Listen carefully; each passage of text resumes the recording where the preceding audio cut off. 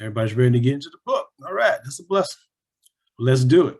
So at this time, I would like to bring on one of our esteemed instructors.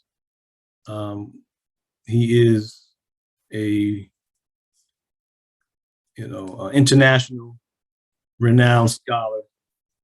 They know him from Israel to West Africa, Northeast Africa, to South Africa. I mean, he's a powerhouse. South America, and many of you already know him. He's a well astute young man, and he is going to be the one to introduce us to the first pages of the writing. And you heard him come on last week, and this is our brother Akaniam. I'd like to ask him, Bavakasha, this time, lead us into the writings.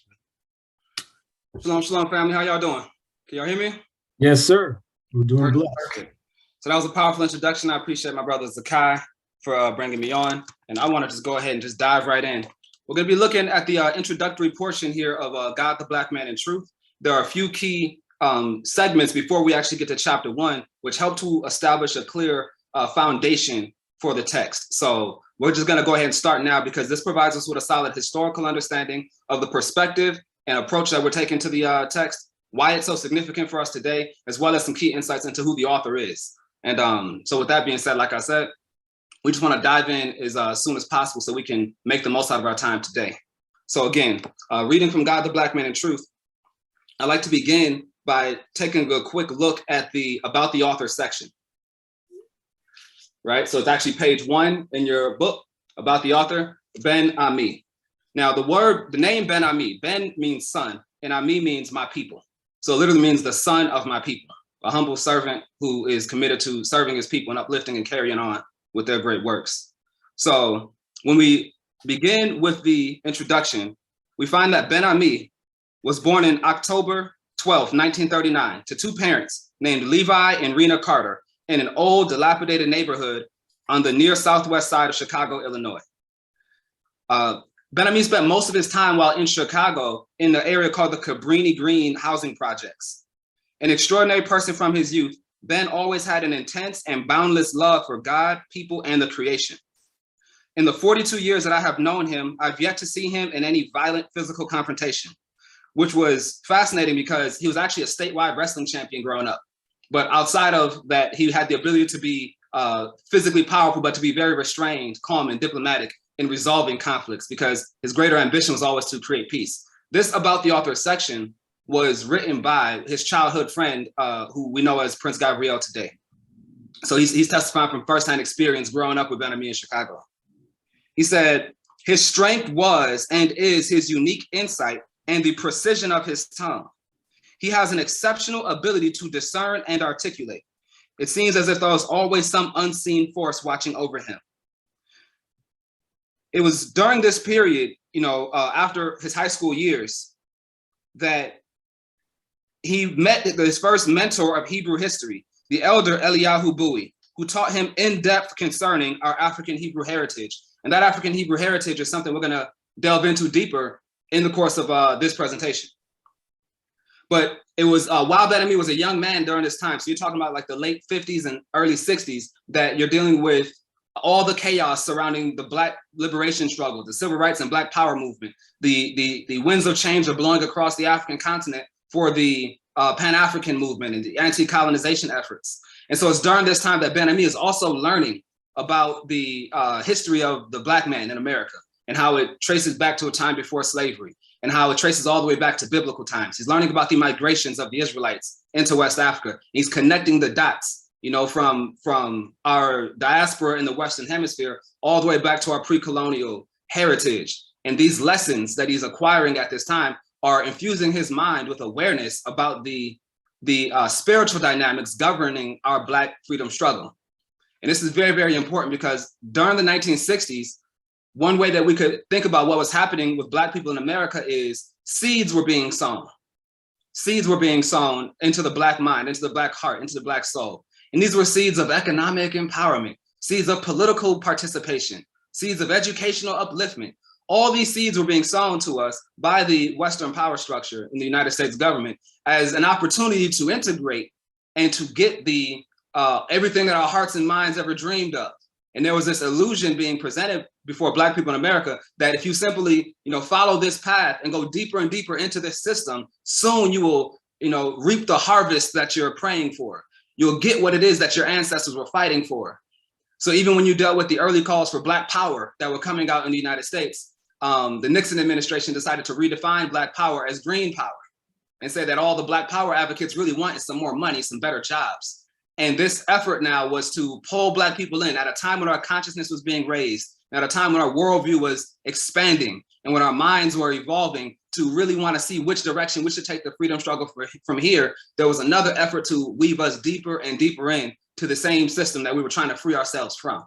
And it's during this time that Ben Ammi is involved in intense study, intense meditation, intense contemplation about the condition of his people and what could possibly be done to help alleviate the suffering. And he learned more about the African Hebrew heritage and our connection, again, to the Abrahamic wisdom of the biblical tradition. And that infused his mindset with a totally different worldview concerning the true nature of the problems and the solutions for Black America.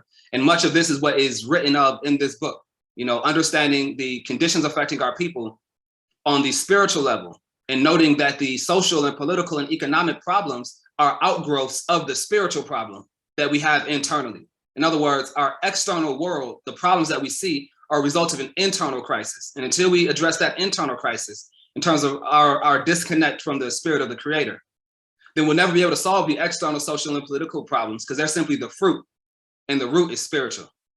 So Ben Ammi's understanding was evolving in this time, and it was causing him to shift his perspective and his thinking away from the more mainstream solutions that are being articulated by the powers that be in that generation.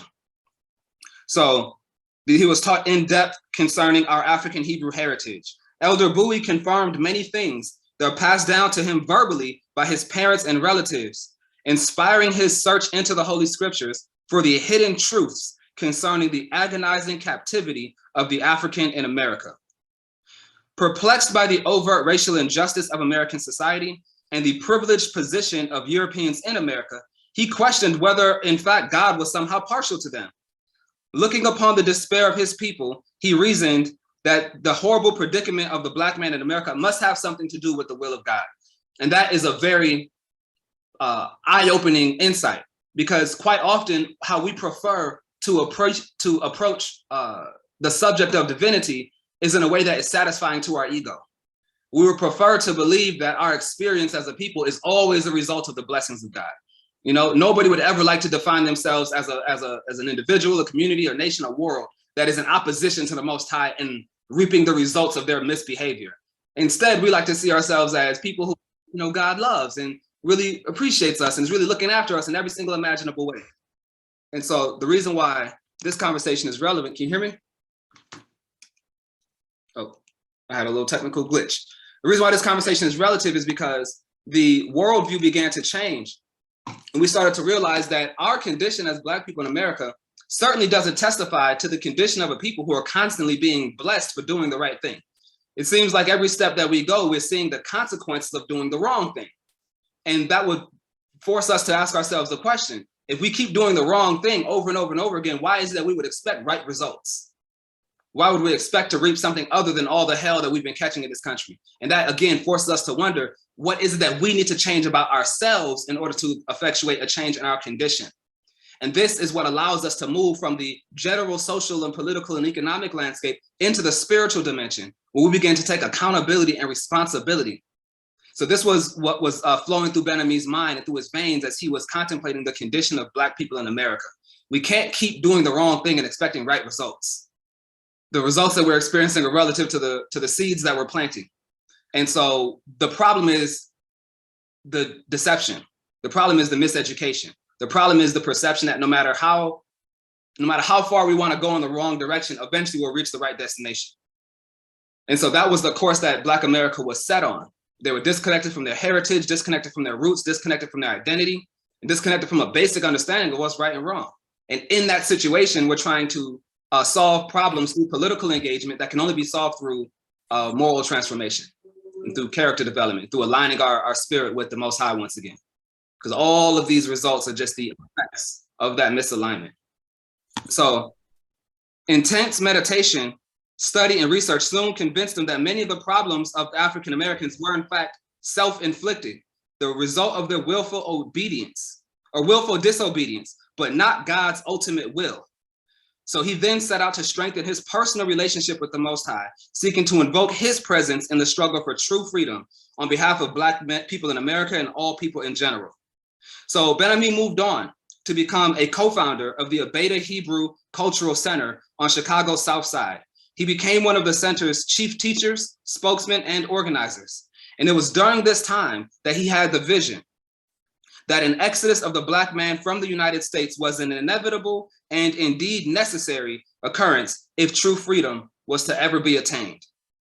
In 1967, at the zenith of the Black revolt in America, approximately 350 men, women, and children left the confines of the United States en route to Israel via Liberia, West Africa. After a successful sojourn of 2.5 years in the interior of Liberia, where a whole bunch of negative and unbecoming traits were purged, the remnants of these pioneers moved on to Israel in 1969. And so again, the key here is that it was important that we recognize the fact that a broken tool can't fix anything. So before we go about in our visionary and ambitious quest to go transform the world and change the condition of Black people, there was a lot of self-reflection and personal transformation that was needed on our part. So Ben Ammi's vision inspired him to understand the need to go through the wilderness of Liberia and separate from the mainstream society so we can purge ourselves of all of the psychological and cultural and emotional baggage that we carried with us from America. Living a lifestyle in harmony with Western culture and its values, its media, its education, its entertainment system. We needed to disconnect from that so we can reconnect with the spirit of nature, reconnect with the Most High, reconnect with each other, reconnect with our own selves, reconnect with our families, and then bring that new character with us as we went to establish the kingdom of Yah.